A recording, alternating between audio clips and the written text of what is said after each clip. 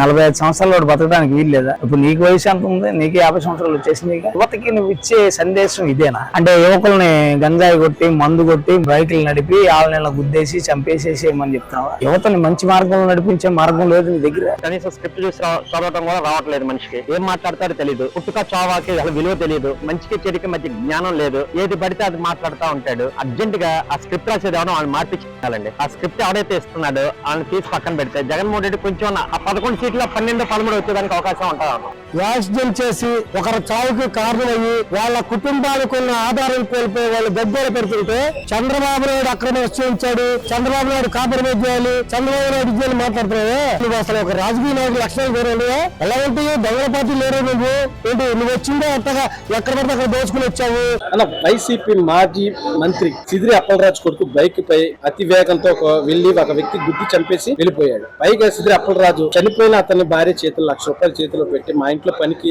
Join అవ్వమని అన్నారు. ఇప్పుడు జగన్ బాధిత కుటుంబాన్ని పరామర్శించకుండా బైక్ తో గుద్దిన సిదిరి కుటుంబాన్ని పరామర్శించాడు. దాని గురించి మీరేమంటారు? సిదిరి అప్పలరాజు గారు ఆయన పార్టీ వాళ్ళు కాబట్టి ఆయన పరామర్శించుంటారు, కానీ బాధిత కుటుంబాన్ని కూడా పరామర్శిస్తే బాగుండేది. ఆయన ఏం ఆలోచిస్తున్నాడో ఏమో తెలియదు కానీ ఇప్పుడు సిదిరి అప్పలరాజు కొడుకు 18 సంవత్సరాల వయసు, ఆయనకు యాక్సిడెంట్ చేశాడు, తప్పులు జరుగుతాయి పర్వాలేదంటే యువతకి నువ్వు ఇచ్చే సందేశం ఇదేనా? అంటే యువకుల్ని గంజాయి కొట్టి మందు కొట్టి బైకులు నడిపి ఆళ్ళ గుద్దేసి చంపేసేసేయమని చెప్తావా? యువతని మంచి మార్గంలో నడిపించే మార్గం లేదు నీ దగ్గర. ఎంతసేపు 18 సంవత్సరాలు 16 సంవత్సరాలు అంటే ఇప్పుడు చనిపోయినోడు ఒక కుటుంబం ఉంది, వాళ్ళని ఎందుకు పరామర్శించట్లేదు మీరు? వాళ్ళకి పిల్లలు, భార్య, తల్లి, ఒక్కడే ఆడి కుటుంబాన్ని పోషించే వ్యక్తి ఆ కుటుంబాన్ని పరామర్శించకుండా ఆయన ₹1,00,000 ఇస్తానని అనడం ఏంటి? ముష్టి వేస్తున్నాడు, వాళ్ళకి ముష్టి ఇస్తున్నాడండి. ఆయన ప్రాణానికి ఖరీదు ₹1,00,000 అంటే అంత విలువ తక్కువగా ఉన్న మనిషి ప్రాణం అంటే అతను ఇప్పుడు భార్య పిల్లల్ని ఎవరు పోషిస్తాడు? ఈ ₹1,00,000 అంటే ఆ పోషణ కోసం అని ఇంట్లో పనికి రమ్మంటాడా?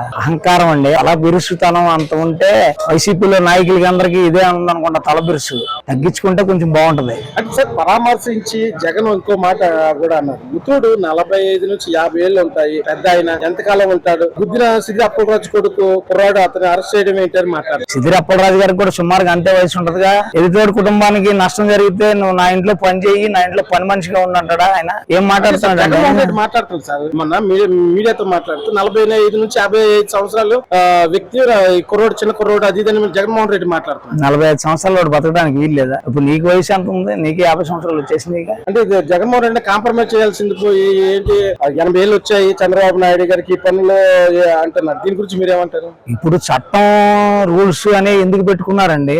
రాజ్యాంగంలో చట్టం ఎందుకు ఉంది? అది చట్టం పని చట్టం చేసుకుంటా పోవాలి. నువ్వు గుద్దేసి సెటిల్మెంట్లు చేస్తానంటే దాని రౌడీలు దందాలు చేస్తారా? సెటిల్మెంట్లు చేస్తారా? ఏంటండి ఇది? ఏమి ఇస్తున్నారు జనానికి? ఏమి సూచనలు పంపిస్తున్నారండి మీరు? మంచి చెడు ఏం లేదా? దందాలు చేసుకుని ఇప్పుడు రేపు ఇంకోటి వస్తాడు, సిదిరి అప్పలరాజు గారిని గుద్దేస్తాడు, ఆడికి డబ్బులు తీసుకుని సెటిల్మెంట్ చేసేస్తావా? ఏం మాట్లాడుతున్నారండి? పోలీస్ వ్యవస్థ ఎందుకు, ఈ న్యాయ వ్యవస్థ ఎందుకు, ఇవన్నీ ఎందుకు? మొత్తం క్లోజ్ చేసేసి ఎవరికాళ్ళు మంత్రులు సెటిల్మెంట్ పెట్టుకోండి. ఆయన విజనరీ నాయకుడు, 25 సంవత్సరాల కుర్రోళ్ళలాగా పరిగెత్తుతున్నాడు, రాష్ట్రాన్ని పరిగెత్తిచ్చే మార్గంలో చూసుకుంటున్నాడు. ఆయన ఒక 20 సంవత్సరాల ముందుగా ఆలోచించి యువతను ఏం చేయాలి అనేది, యువతను ఏ గాడిలో నడపాలి, యువతకు ఉద్యోగాల పరిస్థితి ఏంటి, గూగుల్ సంస్థలను తీసుకురావడం, పెట్టుబడులు తీసుకురావడం, ఆయన ఎలా ఉన్నాడు? మీరు సెటిల్మెంట్లు దందాలని మీరు ఎలా ఉన్నారు? సార్ ఇప్పుడు ఎందుకు ఇలా మాట్లాడుతున్నారంటారు? ఎందుకంటే ఇక వాళ్ళు ఒక వ్యవస్థను పెంచి పోషిద్దామని అనుకుంటున్నారు, రేపు పొద్దున అదే వాళ్ళని కాపాడుద్ది అనుకుంటున్నారేమో. గంజాయి బ్యాచ్ల్ని, కుర్ర బ్యాచ్ల్ని, చెడు మార్గంలో నడిపించే బ్యాచ్ల్ని యువతకి అదే సందేశం ఇస్తున్నాడు. చెడు మార్గంలో నడిపే మార్గం చూపిస్తున్నారు. ఇప్పుడు మహిళా ఎస్ఐ డ్యూటీలో ఉంటే వైసీపీ కార్యకర్త ఇష్టానుసారంగా ఆవిడ ఇబ్బంది గురి చేయడానికి ఏ రకంగా చూడాలి? అది చాలా తప్పండి. ఆవిడ ఉద్యోగం చేసుకునే ఆవిడ రూల్స్ ఆవిడకి ఉంటాయి. ఆ రూల్ ప్రకారం ఆవిడ ఆగమన్నప్పుడు మీరు ఆగాలి. ఇంకా వ్యవస్థల్ని భ్రష్టు పెట్టించే విధానంగా ఉన్నారు తప్ప మీ ఇష్టం వచ్చినట్టు మీ ఇష్టం వచ్చిన టైంకి వెళ్ళడానికి అక్కడ టైం ఇచ్చారుగా. ఈ టైంకి వెళ్ళాలి అనేది ఒక పోలీస్ స్టేషన్ లో గానీ, జైల్లో గానీ, న్యాయ వ్యవస్థలో గానీ టైమింగ్ అనేది ఒకటి మెయింటైన్ చేస్తున్నారు కదా. టైం లేకుండా మీరు ఎలా పడితే అలా వెళ్ళిపోయి ఎప్పుడు పడితే అప్పుడు నేను నా ఇష్టం వచ్చినప్పుడు వస్తానంటే దానికి ఆవిడ ఒప్పుకోకున్నందుకు గాను ఆవిడని ఇబ్బంది పెడతారా? ఇది కరెక్ట్ కాదండి. అందులో ఆమె లేడీ ఎస్ఐ, ఆవిడ మీద పడి ఆవిడని ఎటు పడితే అటు లాగేసి ఎక్కడ పడితే అక్కడ ఇది చేసేస్తే ఈ వ్యవస్థని ఎక్కడ తీసుకెళ్తున్నారో వైసీపీ నాయకులు నాకు అర్థం కావట్లేదు. సిదిరి అప్పలరాజు కొడుకు ఒక వ్యక్తి వ్యక్తిని ఆ బైక్ గుద్ది చనిపోవడానికి కారణం అయితే వాళ్ళని పరామర్శించకుండా జగన్మోహన్ రెడ్డి గుద్దిన వ్యక్తిని సిది అప్పలరాజు కొడుకుని ఇంటికి పరామర్శించడాన్ని ఏ రకంగా చూడాలంట అసలు? ఇది ఒక స్వార్థ రాజకీయ నాయకుడు అది చెప్పడానికి నిదర్శనం.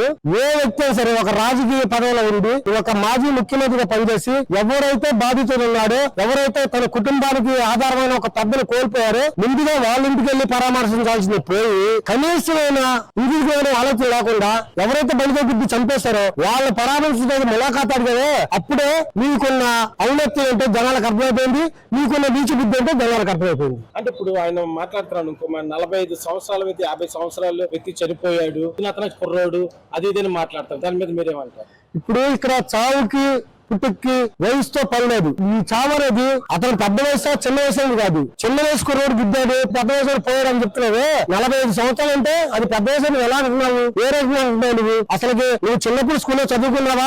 ఏ వయసుకి నువ్వు ఏ దశలతో తెలుసా నీకు? ఏమి తెలియకుండా మాట్లాడే నువ్వు మాకు ఈ ఆంధ్రప్రదేశ్ రాష్ట్రానికి మాజీ ముఖ్యమంత్రి పనిలేదు మా దౌర్భాగ్యం. కానీ ఇవాళ నువ్వు పసిపిల్లాడు గుద్దాడు అని చెప్తున్నావు. పసిపిల్లాడికి ఒక లైసెన్స్ ఉందా? పసిపిల్లాడికి ఒక డ్రైవింగ్ ఉందా? వెళ్ళొచ్చు అట్లాగా? అసలు రాజుగా తోలొచ్చా? బైక్ వచ్చా? ఇంట్లో ఇప్పుడు అంటే ఎంతమంది ప్రాణాలు తీసేస్తే ఎన్నిసార్లు సమర్పించుకుంటారు మీరు? మళ్ళీ దీన్ని అక్రమ కేసులు ఎలా మాట్లాడతారు జగన్మోహన్ రెడ్డి? చిన్న కుర్రోడు హత్య కేసు బనాయిచ్చారు అది ఇదని మాట్లాడుతున్నారు.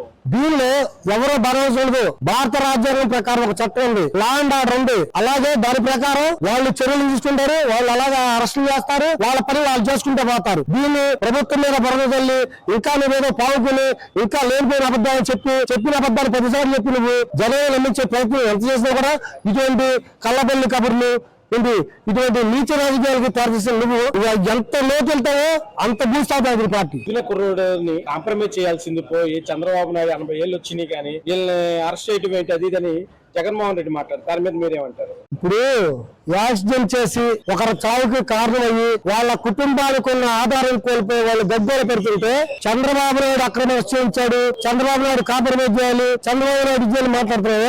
నువ్వు అసలు ఒక రాజకీయ నాయకుడు లక్షణాలు వేరే ఎలా ఉంటాయి? దొంగల పార్టీ లేరు నువ్వు ఏంటి? నువ్వు వచ్చిందే అంతగా ఎక్కడ పడితే అక్కడ దోచుకుని వచ్చావు. దొంగ సూట్ కంట్రోల్ పెట్టి గంజా ఇవన్నీ వచ్చింది నువ్వు. నీకు నిజంగా మనిషి యొక్క వ్యక్తిత్వం, మనిషి యొక్క ప్రాణ విలువ ఎలా తెలిసింది? ఆ ప్రాణ విలువ తెలిసిన నీ కారు కింద పడ్డ 14 హాస్పిటల్ పంపిస్తే బతికవడతారు. కాబట్టి నీకు కావాల్సిన ప్రాణం కాదు. ఎన్ని శవాలను తొక్కినా సరే, కావాలని తొక్కించాలి సరే, నువ్వు రాజకీయం కదగాలని మళ్ళీ నేను పదవిలో రావాలని ఆశించే వ్యక్తి. కాబట్టి నువ్వు బాబు గారి మీద ఈ వయసులో కూడా ఆరోగ్యంగా కష్టపడి అన్ని కష్టపడి ఇంత పరిపాలన చేస్తూ ఇన్ని కమిషన్ వస్తుంటే వాటి గురించి మాట్లాడకుండా, ప్రజల సమస్యల గురించి మాట్లాడకుండా ఎక్కడ సాగు ఎక్కడికి వెళ్తావు?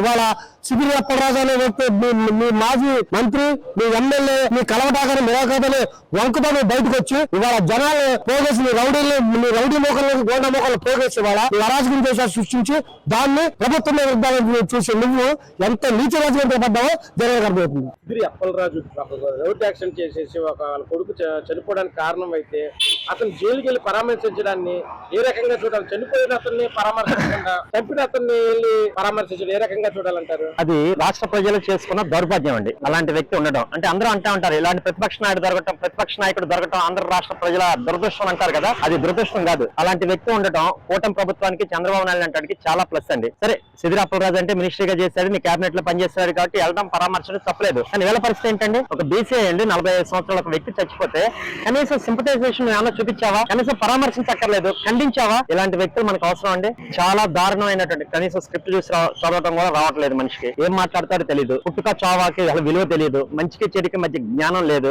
ఏది పడితే అది మాట్లాడుతూ ఉంటాడు. అర్జెంట్ గా ఆ స్క్రిప్ట్ రాసేది ఎవడో వాళ్ళు మార్పించాలండి. ఆ స్క్రిప్ట్ ఎవడైతే ఇస్తున్నాడో వాళ్ళని తీసి పక్కన పెడితే జగన్మోహన్ రెడ్డి కొంచెం ఆ 11 సీట్ల 12, 13 వచ్చేదానికి అవకాశం ఉంటుంది. సార్ ఇప్పుడు 45 సంవత్సరాలు గొర్రెల కాపరి వెళ్ళాడు గుద్దాడు, కుర్రోడి మీద కేసులు ఏంటి అది ఇదని మాట్లాడటానికి అసలు ఏ రకంగా చూడాలంటారు? అంటే అసలు జగన్మోహన్ రెడ్డికి ఎవరన్నా విలువ లేదు సార్. అసలు దానికి పెద్ద ఆశ్చర్యం ఏముందండి? జగన్మోహన్ రెడ్డికి విలువ అంటే ఎవరుంది? చెల్లెలంటే విలువ ఉందా? తల్లి అంటే విలువ ఉందా? పార్టీ నాయకులు అంటే విలువ ఉందా? మనుషుల ప్రాణాలంటే విలువ ఉందా?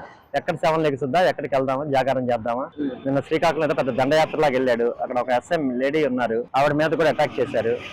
అంటే ఈ మంచితనం అనే ముసిగేసుకుని చంద్రబాబు నాయుడు గారు ప్రభుత్వం ఉంటే దాని చేతకంతనం అనుకుంటా ఉన్నాడు. ఆయనకు కావాల్సింది కూడా అదేనండి, ఏదో ఒక విధంగా లా అండ్ ఆర్డర్ ని ఇష్యూ చేయాలి. ఆయన ఏమంటాడంటే రండి నన్ను అరెస్ట్ చేయండి అని అంటున్నారు అందరూ కూడా. వెళ్ళండి పబ్లిక్ లోకి వెళ్తే అరాచకం సృష్టిస్తే దాని మీద మేము వాళ్ళు ఒకటే అని చూపించుకోవడం కోసం. గతంలో జగన్మోహన్ రెడ్డి అదే చేశాడు కదా. చంద్రబాబు నాయుడు ప్రభుత్వం ఎందుకు సైలెంట్ గా ఉంటుంది? లా అండ్ ఆర్డర్ ఇష్యూస్ వస్తే కనుక అనవసరంగా అనవసరంగా మళ్ళీ కాంప్లికేటెడ్ అవుతుందన్న ఉద్దేశం మీద సైలెంట్ గా ఏం చేయకుండా వెళ్ళిపోతా ఉంది.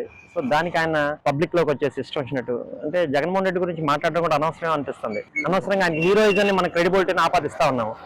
అలాంటి వ్యక్తి రేర్. దేశ రాజకీయాల్లో మీరు చూస్తుంటారు, ఎంతో మందిని చూస్తుంటారు, కానీ ఇలాంటి వ్యక్తి, ఇలాంటి నేచర్, ఇలాంటి మనస్తత్వం గల వ్యక్తి ఎక్కడ ఉండడండి. బహుశా జగన్మోహన్ రెడ్డికే చెల్లింది అది. ఎందుకంటే వాళ్ళు ఏం రాస్తారో అదే అప్పచెప్తాడు ఆయన. అందులో ఉన్న కంటెంట్ ఏంటో కూడా చూడడం. సార్ ఇప్పుడు సిపిఆర్ అంటే మనిషి చనిపోయినప్పుడు సిపిఆర్ అనే స్పెల్లింగ్ కూడా మాట్లాడితే అది ఏంటి అని అడగటం అంటే అసలు సిపిఆర్ అనేది పెద్ద పదం అండి. జగన్మోహన్ రెడ్డికి డిక్షనరీలో కూడా తెలియదు అసలు అదేంటో కూడా తెలియదు. ఆయన తెలుగు మాట్లాడడం సరిగా రాదు.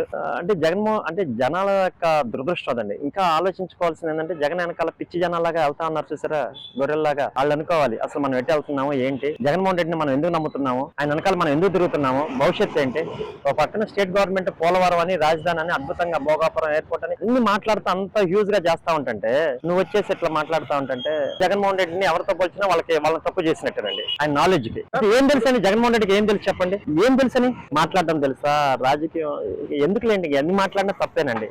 ఎవరితో పోల్చినా కూడా వాళ్ళని కించపరిచినట్టే. అంటే అసలు చనిపోయిన కుటుంబాన్ని పరామర్శించి చిన్నపిల్లడు అదే నేను అంటుంది.